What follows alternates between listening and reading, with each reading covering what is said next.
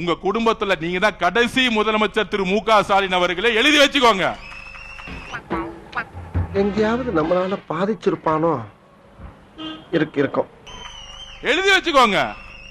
கிளம்பி லண்டன் போய் செட்டில் ஆக வேண்டியதான் உங்க குடும்பம். கிளம்புங்க, கொள்ளடிச்ச பணத்தோட கிளம்பிருங்க. தைரியமா போய. ஆமா, தைரியம் இருக்கவெல்லாம் போகாதீங்க. தைரியமே இல்லாதவன் தைரியமா போவோம். தள்ளி. நாங்க ஓபனா டிக்ளேர் பண்றோம், கரூருக்கு அப்புறம் எங்களுடைய பரம எதிரி நீங்க தான்.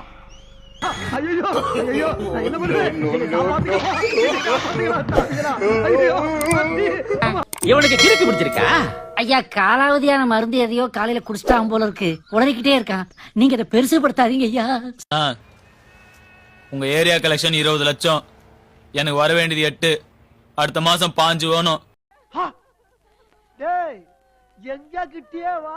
கஞ்சா தண்ணி பாதுகாப்பணும், எல்லாத்தையும் ஜாஸ்தி பண்ணுங்க. தலைவர் கொடுக்கணும். என்ன நான் சொல்றது?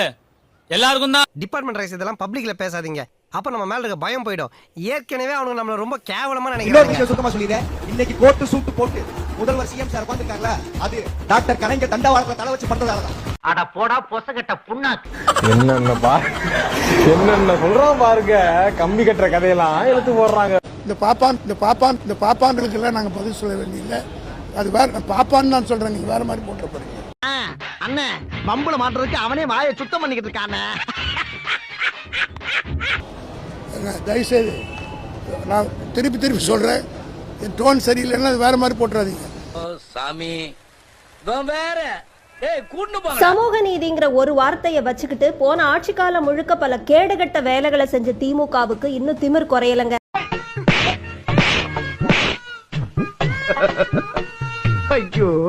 அதுலயும் ஆர்.எஸ். பாரதி மாதிரியான ஜென்மங்களுக்கு அறிவே வரலங்கிறதுக்கு உதாரணமா இப்ப எந்த பாப்பானுக்கும் பதில் சொல்ல வேண்டிய அவசியம் இல்லைன்னு ஓப்பனா சொல்லியிருக்காரு. சமூகத்துல இருக்கிற எந்த சாதி ஆனாலும் அவங்களுடைய அடையாளம் பேரு இத பத்தி எல்லாம் தரக்குறைவா பேசாம எல்லாரையும் சமமா மதிப்போட நடத்துறதுதான் சமூக நீதி. அரசியல்வாதி எங்களுக்கு தெரியாதா? நாங்க வைக்கிறதாண்டா சட்டம். ஆத்தூரில் நடைபெற்ற பொதுக்கூட்டத்தில் பங்கேற்றார். அப்போது முதலமைச்சரை ஒருமையில் பேசியதாக கூறி ஆத்தூர் போலீசார் அவர் மீது வழக்கு பதிவு செய்தனர்.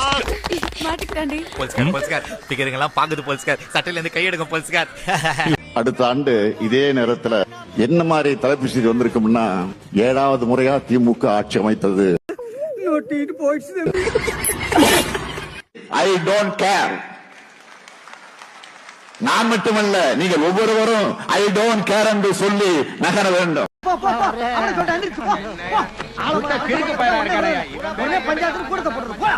சின்ன சேனலுக்கு எதா இருந்தாலும் அது கொஞ்சம் ஆதரவு கொடுங்க. உங்க பொண்ணான கையை கொண்டு அந்த பெல்லில தட்டிடுங்க.